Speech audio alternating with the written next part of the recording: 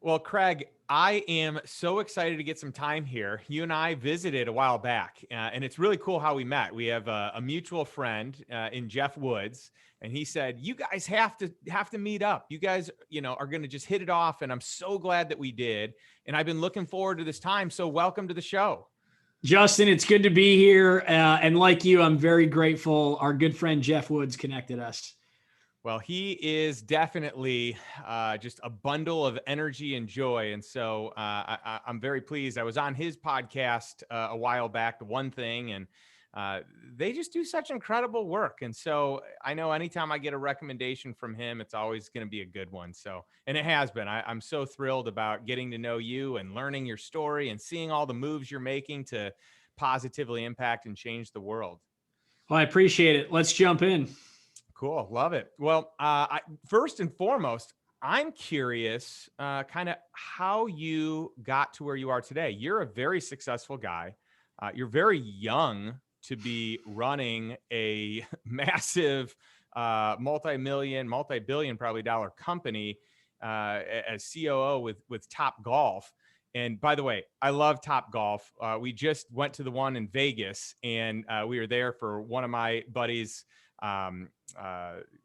just his, well, it was supposed to be his 40th birthday, my buddy John Rulin, and we were celebrating that, but COVID kind of put us a year off. So it was his 41st birthday, and we just had an incredible time, at your one. I would call it one of the nicest, if not the nicest one I've ever been to, with swimming pools and hot tubs and the whole 9 yards. I mean, it's an incredible spot. So I just wanted to say, bravo. What a great concept. I love going. I love playing. I'm very competitive. It's just wonderful. Well, thanks, Justin. First of all, for visiting, for having a good time. Topgolf Las Vegas. It is definitely our flagship venue, and we're proud of it. To answer your question, how did it all come to be? I know it's a massive team effort to get to where we are. Topgolf has over 60 venues across the U.S., nearly 20,000 associates. We're growing like wildfire, both domestically and abroad. And this is an absolute world-class team that's turned the business into what it's become. That's great. And so you've been growing a lot here recently, but I want to know how you even got into a point to grow with the company. Like, how did you get your foot in the door? Yeah, I'll give you the 30-second backstory. Truth be told, born and raised in San Diego, went to college in Washington, D.C., wanting to be president of the United States. And within like 3 weeks in D.C., I wanted nothing to do with politics and really haven't looked back ever since. And towards the end of college, I had a choice between two different job offers. The first was to be a movie producer, and the second was to go into consulting. And I flipped a coin. I really couldn't decide. So I flipped a coin, and it landed on the movie producer side. But truth be told, and I think it's probably because I come from a family that didn't have a whole lot, and I was very risk averse, I found myself rooting for the coin to land on the business side. So I went with my gut and ended up joining a consulting firm, moved around the world for a handful of years, and eventually found myself in private equity. And it was an unbelievable Navy SEAL type boot camp in business, learning how to evaluate businesses and help them grow. And one thing led to another. And over the course of, a 10-year or so career, I wound up at Topgolf, and I've been here for almost 5 years now. That's fantastic. And so this world of private equity is kind of a whole nother world. And I think most people don't recognize or understand even what that is or what that means. I would love for you to elaborate, because people always talk about, PE or private equity, or, my company just got bought up by a PE firm. I'd love to hear your explanation of what that is, being an insider. Here's the simplest way I can describe it. I would imagine most of your listeners are familiar with the concept of flipping houses. So when you flip a house, there's really three things you do. You buy a house, you make it better, and then you sell it. And hopefully you make a little bit of money along the way. Private equity is the exact same thing as flipping houses, except it's companies we're dealing with instead of homes. So you buy a business, you make it better, and then ultimately you sell it, hopefully for a profit. And my job, I work for two different private equity firms, KKR and Providence Equity. My job was to do the first two of those three buckets, find good companies and make them better. That's awesome. And so in the whole big picture scheme of things, I just want to kind of lay out for our audience, you've got the early round investors, like your angel investors who invest in seed rounds, and they don't invest as much, and it's pre-revenue. Generally, it's like super early stage. Sometimes it's like, the concept isn't even proven yet. Yep. And then you kind of get into the world of VC, venture capital, and they don't like seed as much. They are more on kind of the Series A side, or proven track record. Something, whatever you think should happen is already starting to happen. There's some revenue coming in, etc. And then the next stage is kind of private equity, where there is a track record, there's profitability, everything is known, and they want to come in and they want a 10x or greater on that. And so I'm curious if you have any thoughts around that, based on kind of how I laid it out. I think you gave a great summary. The only thing I'd add is, as you move up the value chain from angel to venture capital to private equity, the risk comes down and the returns also come down. So it's sort of like, the best analogy I could think of is, think about playing roulette at a casino. If you put $5 on red or $5 on black, and you effectively are betting on half the numbers on the table, the payout's only 2-1. But if you bet on a number, you pick 31 because that's your lucky number, and it hits, the payout's 35-1. So the more risk you take, the more reward you should expect in return. The caveat is, you got to be comfortable with losing, because the riskier bets don't always pay off. Yeah, that makes sense. And that's, a really good elaborating on kind of, what it looks like. And yeah, it is riskier on the seed stage. And I know private equity doesn't have as much of an appetite for that risk. They love cash flow, they love profitability, and they want to pay, and generally they're pretty, my experience has been that PE firms are pretty generous in their valuations because they know what they can get it to. So you're working for a couple of different PE firms. When did you decide to make the leap, or were, I guess, was there a connection from the firm you were with someone in, the C-suite at Topgolf, or what did that look like? Yeah, back to your question from earlier, Craig, how'd you end up where you are? One of the answers is a whole lot of luck. And the truth is, when I was working at one of the PE firms I mentioned before, Providence Equity, Providence invested in Topgolf in early 2016. And my wife and I, our one son at the time, were living in New York City, where I was based. And my job for the next 7 or 8 months was to fly every week from New York to Dallas, where Topgolf is based, really just to help Topgolf grow. And I fell in love with the company. I fell in love with the leadership team. One thing led to another, and they asked me to come on board as the chief operating officer around Thanksgiving 2016. That's cool. And so you've got to be one of the youngest people in the C-suite, and you find yourself running just a massive company. I mean, at first, was that a little intimidating and nerve-wracking, or did you just feel like you had the tools and the skills to be able to do it? I'm curious.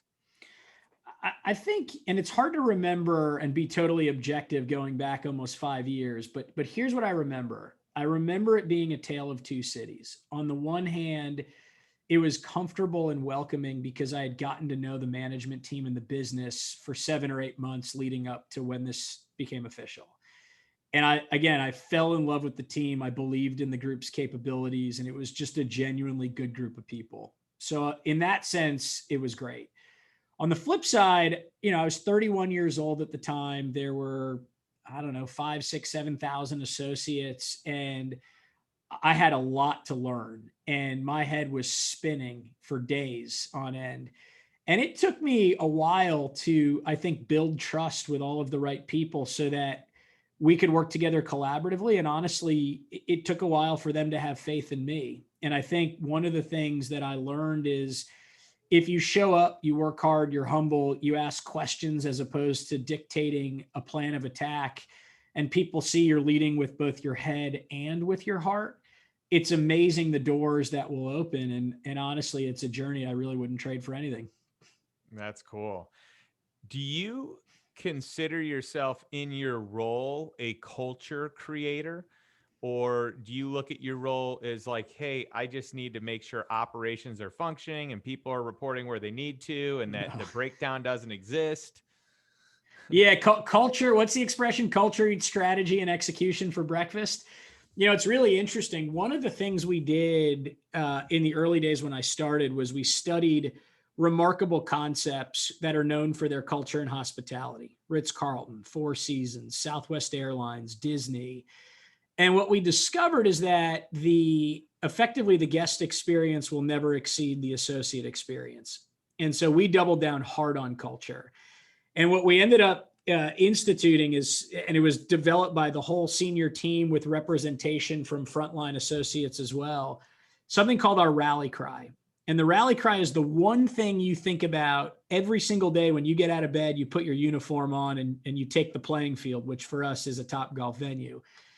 Our rally cry at Topgolf is that we create moments that matter for everyone. And the idea is your job is not to serve burgers and beer in a game of golf. It's to make a difference in people's lives.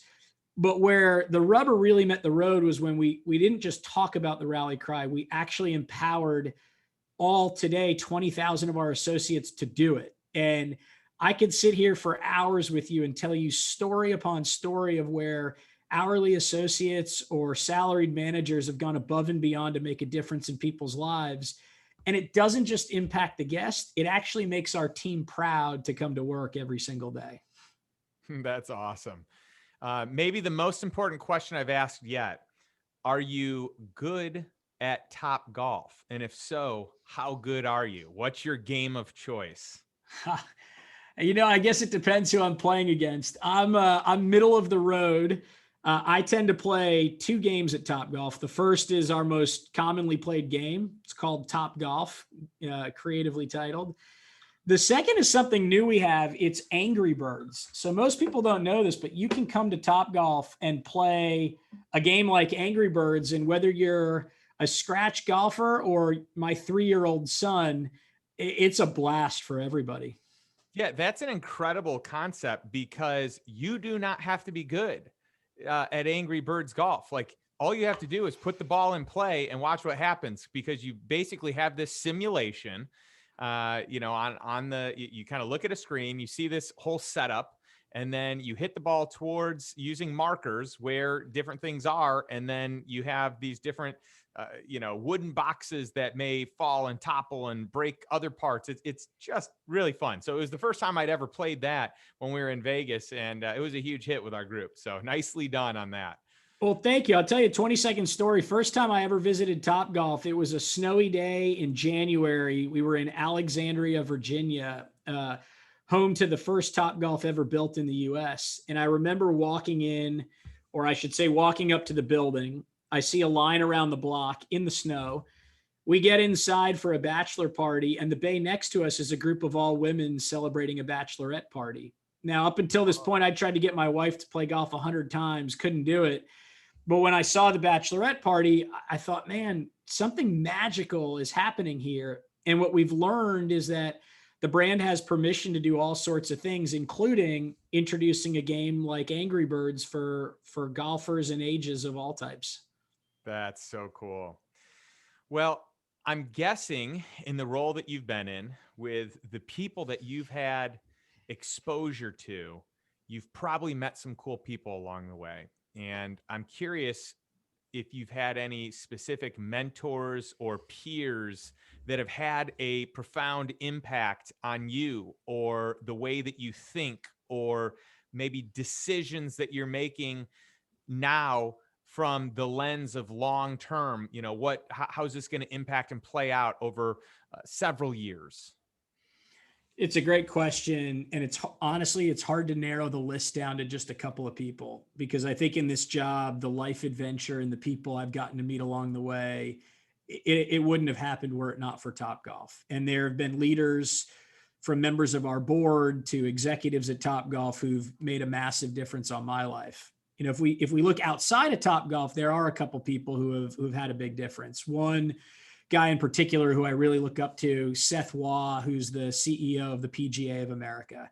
Seth has this unbelievable way about him. It's a calming leadership style. He's always thinking about the future. Seth's the kind of guy you walk around with in an airport and people want to take pictures with him. But when you're next to him, you feel like you're the only person in the world that exists, and have enormous respect for what I've learned from Seth.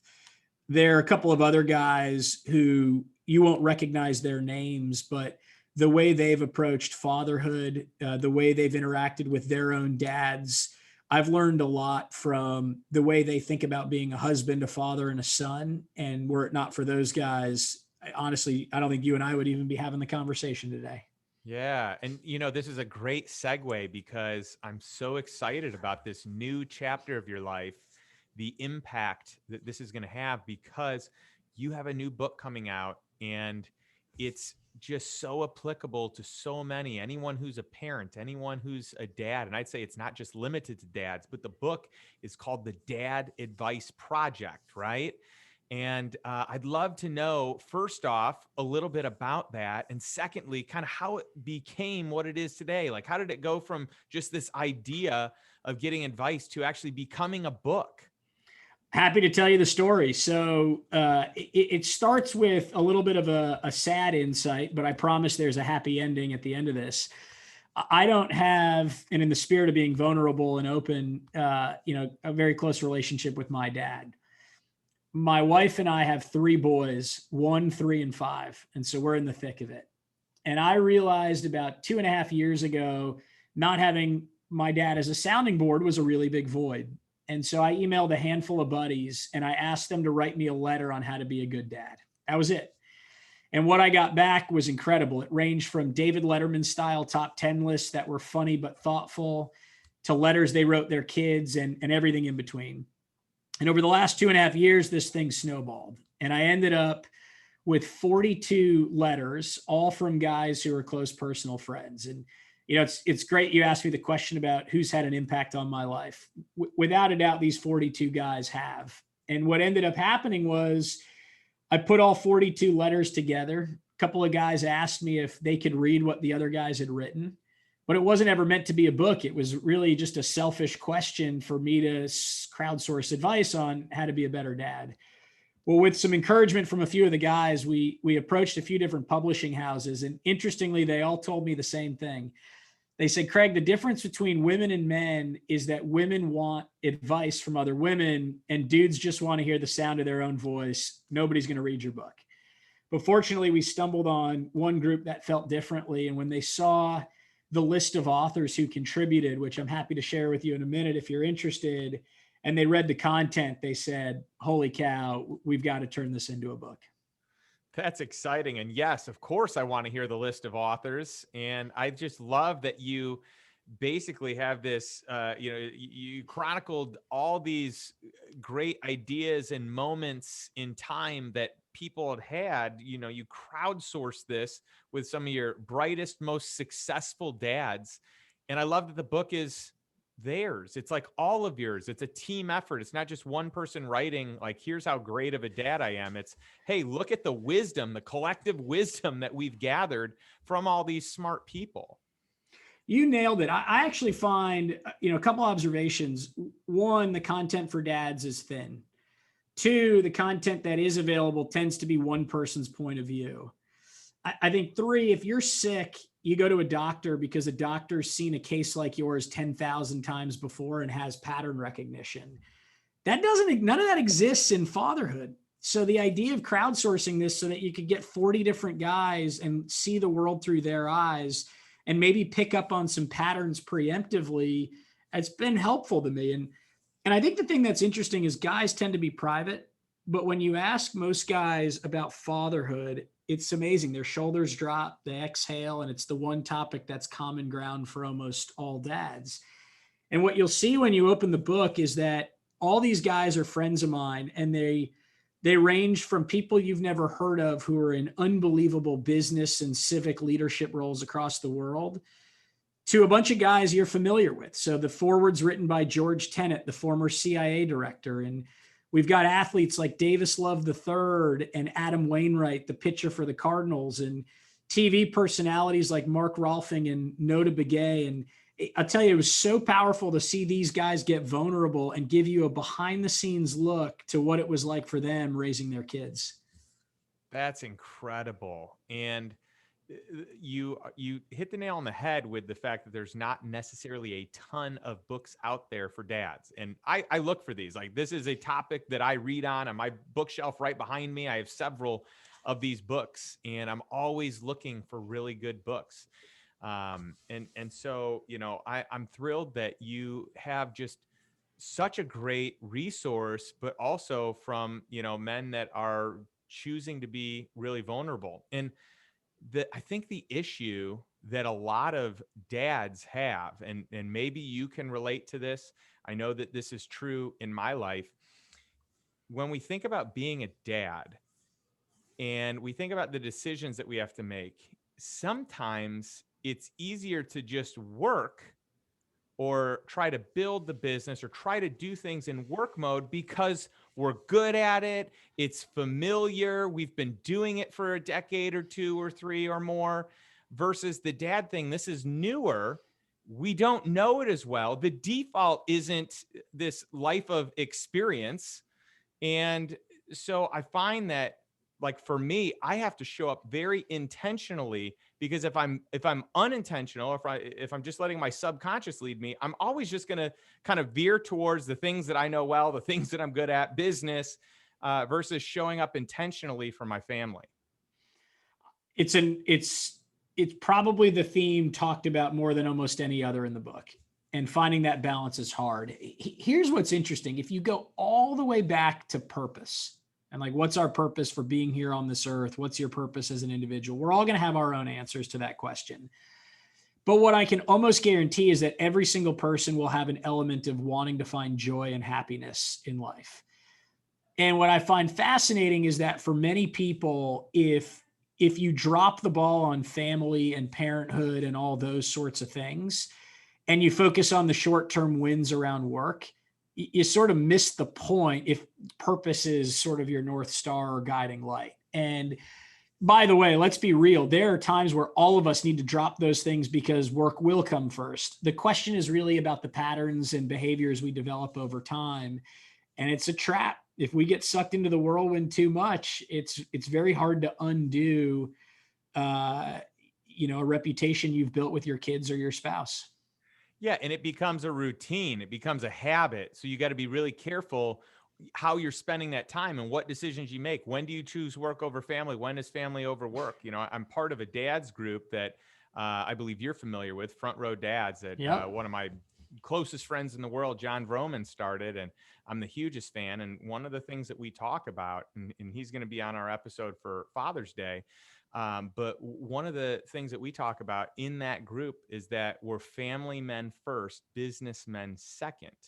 And I love just how that mantra helps people show up better, differently, more intentionally for their family.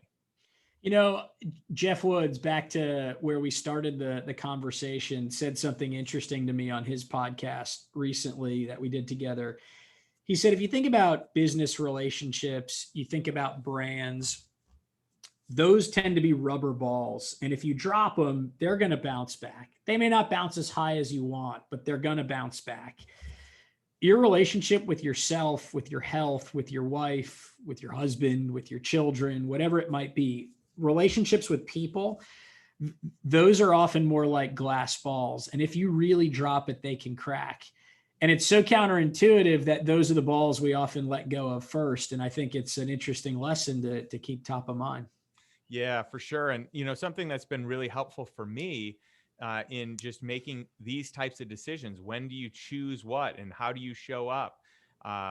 For me, Craig, it was taking whatever situation it is and looking at it 10 years from now. What is the thing that I'm going to remember? Am I going to remember this business deal? Am I going to remember this? I had to show up and do this work, whatever the work is. Like 10 years from now, am I even going to remember that? But what about that memory with the family? And is that going to be a lasting memory? And that really has been a guiding principle for me in a lot of the decisions I've made, both work or, travel. Let's say I'm super busy right now, but am I going to remember the busyness of this, small little moment in life?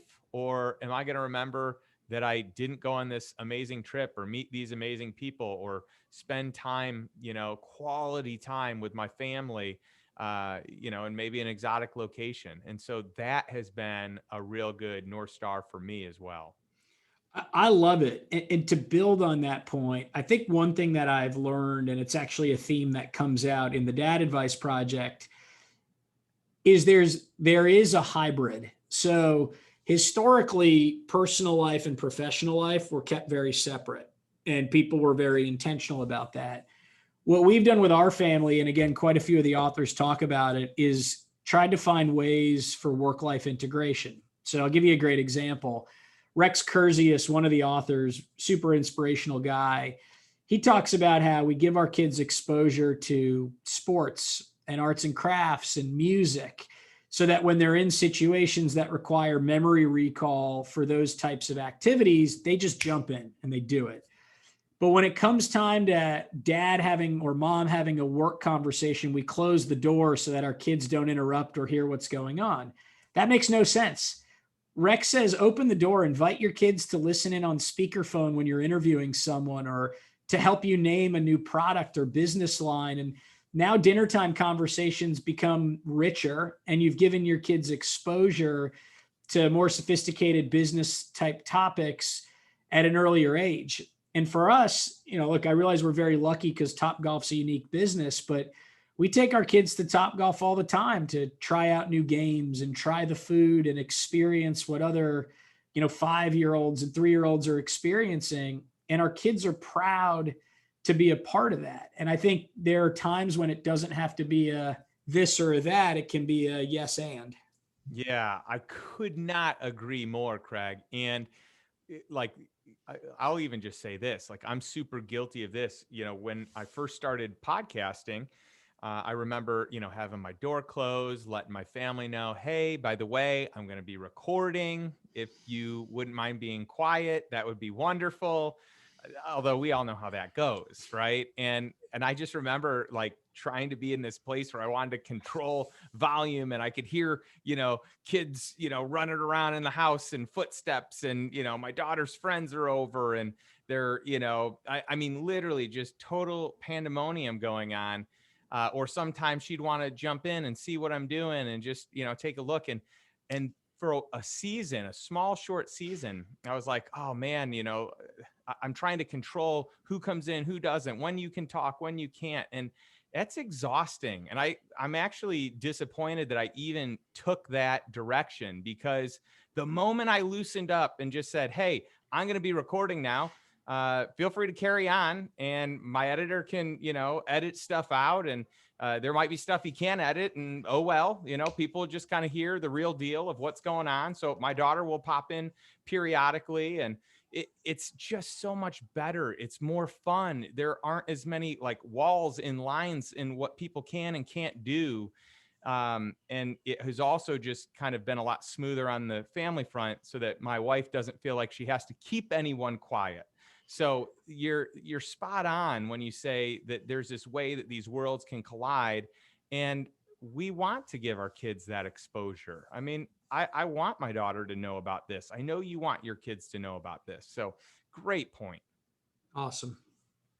So what are some other topics in the book that you think are really relevant that you would love people to know before even having a chance to get the book? I would summarize what I learned into 2 camps. The first is that there are themes that come up more often than any others, and by a mile. And the themes are things like kids need to feel a sense of physical and psychological safety.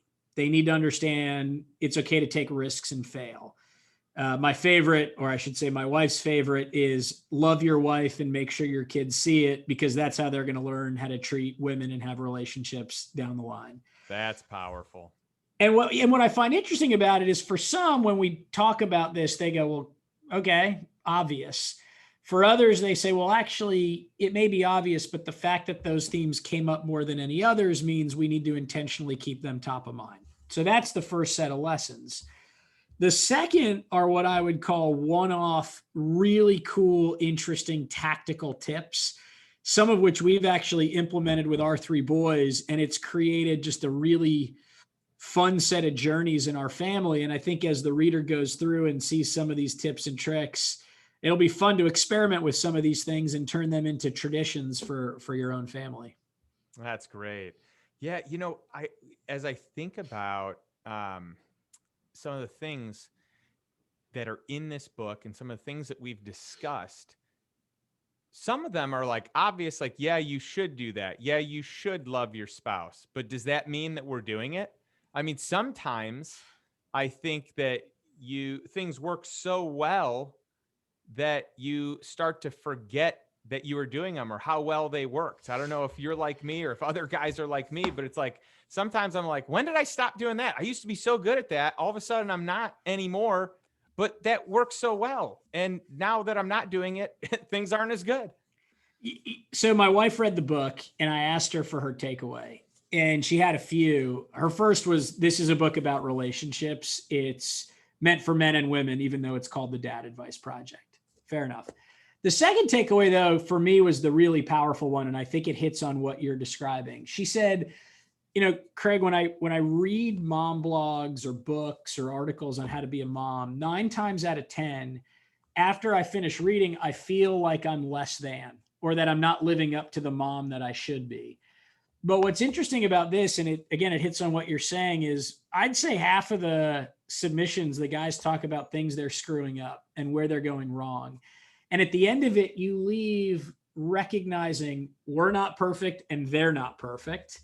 And it makes you want to be a better person because you realize what's possible. And back to this idea of psychological safety, that's not true just for kids. That's true for adults too. And if you could find a way to, let your guard down, take in advice from a bunch of other people, and still feel psychologically safe and proud of who you are at the end, to me, that's a pretty magical recipe.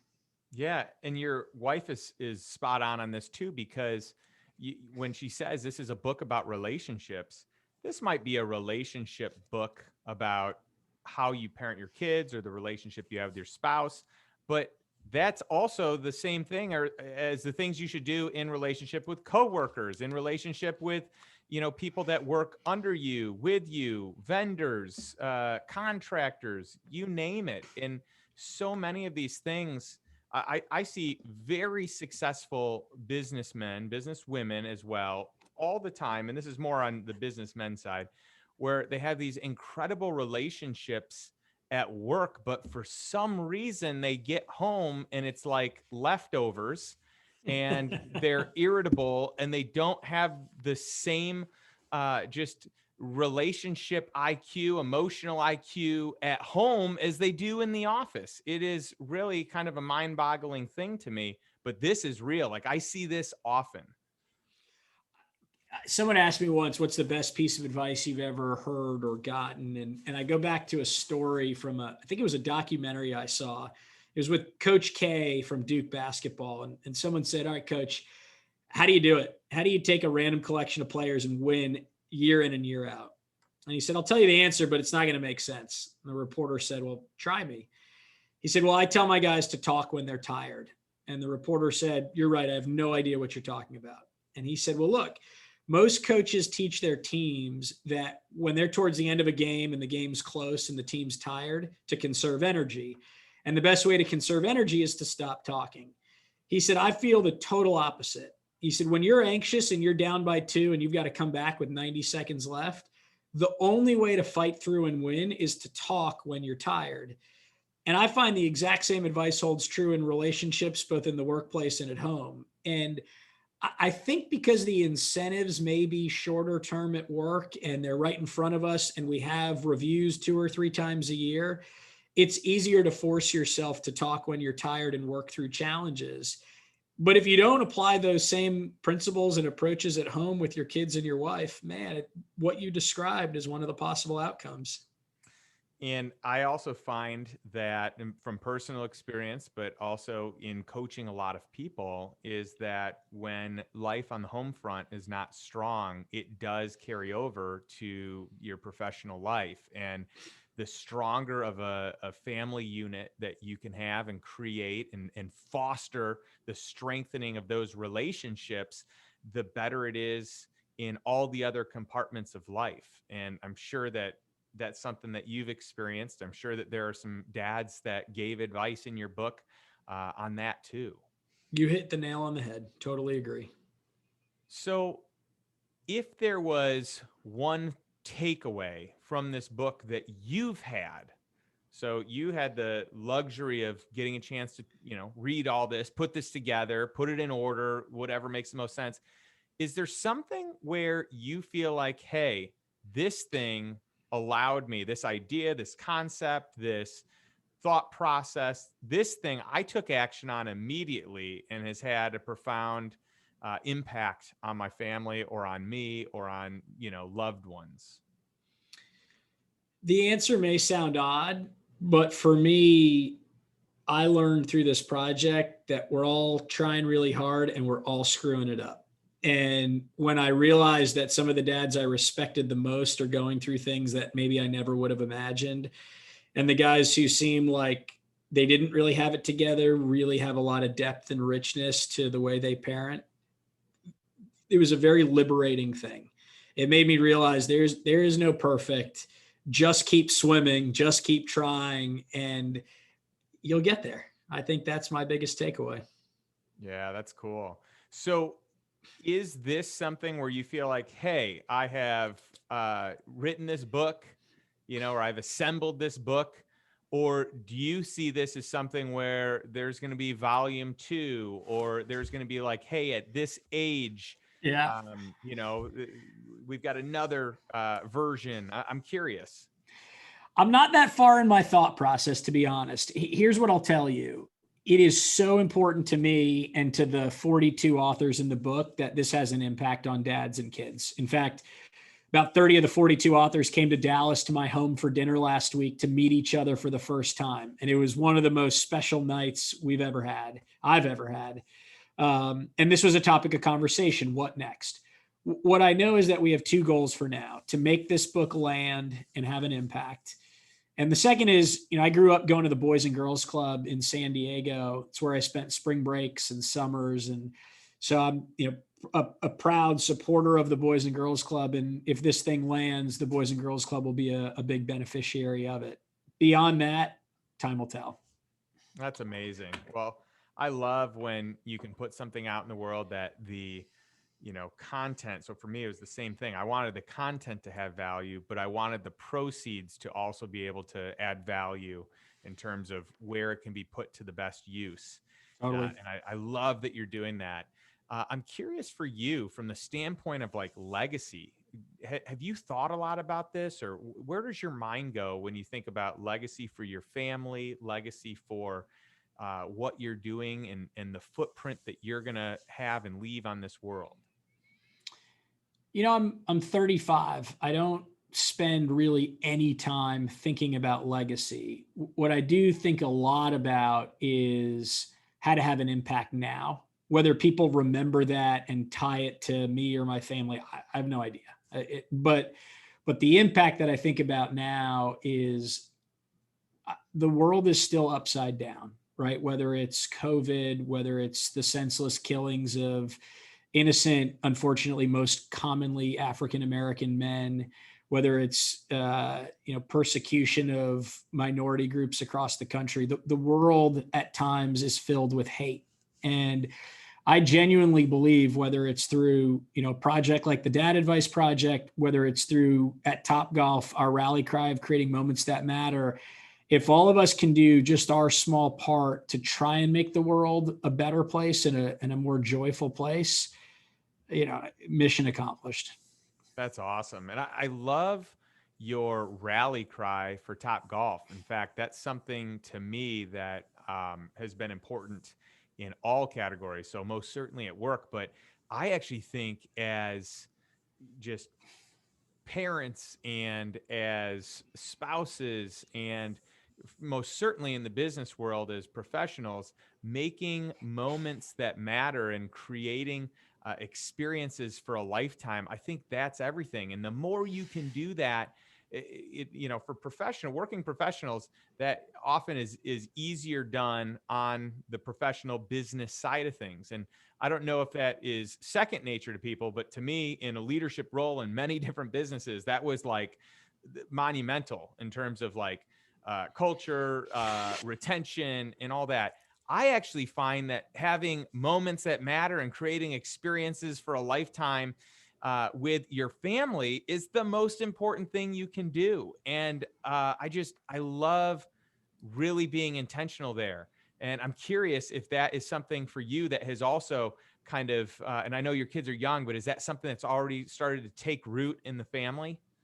Totally. In fact, listening to you talk, it jogged a memory. My wife's company used to host a retreat once a year, and they'd fly in the spouses. And so I flew in for one of these company retreats, and the company had organized a guest speaker. And the topic of the speech was interesting. It was effectively, if you have to spend money in life in order to get by, and we all do, to buy groceries, keep the lights on, etc. What are the principles around spending money that will help you maximize happiness? And I took three things away from that speech. The first was give, as opposed to just buying for yourself. The second was delayed consumption actually maximizes happiness. And the example was, if I buy a cookie and eat it now, I get some level of satisfaction. If I buy a cookie and wait until tomorrow to eat it, I actually get some satisfaction in the buildup to eating the cookie that I wouldn't have gotten if I ate it right away. And I'm still super stoked once I eat the cookie. So delayed consumption was the second. And then the third, without a doubt, is experiences over things. And I think those are three principles we refer back to from time to time. That's amazing. And I appreciate you sharing that. Wow, this has been awesome. Hey, Craig, I would like to know, and I'm sure our listeners and those watching would just really enjoy knowing how they can get their hands on your book and how they can learn more and how they can take action. Absolutely. Simplest way, go on to Amazon. The Dad Advice Project is the name of the book. Two other things I'd say: check out the website, dadadviceproject.com. You'll see the background on the project and a blurb on each of the authors. And then the final thing I'd say is the book comes out June 1st, just in time for Father's Day. If you buy a copy of the book and send us your receipt or send us a screenshot of your leaving a review on Amazon to gift@dadadviceproject.com, we're going to send you some behind the scenes footage of the authors from the Dad Advice Project being interviewed. And it'll just be one more tool at your disposal to help on the parenting journey. That is really cool. I appreciate you sharing that with our audience here. And I just am so excited for what you're building and the impact that it's going to have. Do you have any last thoughts or comments that you want to share before we wrap things up? All good. I just really appreciate you having me on. And if anybody in your listener base wants to reach out, they can do it through the website, and happy to support however I can. Really appreciate it. Well, thank you so much, Craig. I've really enjoyed hanging out and learning more about what you've been up to here recently. And I'm such a huge fan of you in general, of the organization that you help run, and of the impact that you are having and will continue to have on families. And I want to thank you from all of us for assembling this amazing list of co-authors and putting these letters together, because this is just fantastic and the world needs it. The world needs more of this type of content. So thank you. And I have one last message as I close things out here today. And it's the same thing I share to wrap up every message. And that is to take some form of action today towards financial freedom and towards living the life of your dreams, a life that is intentional, that is created, not a life by default, but a life by design that is on your terms. We'll talk to you next week.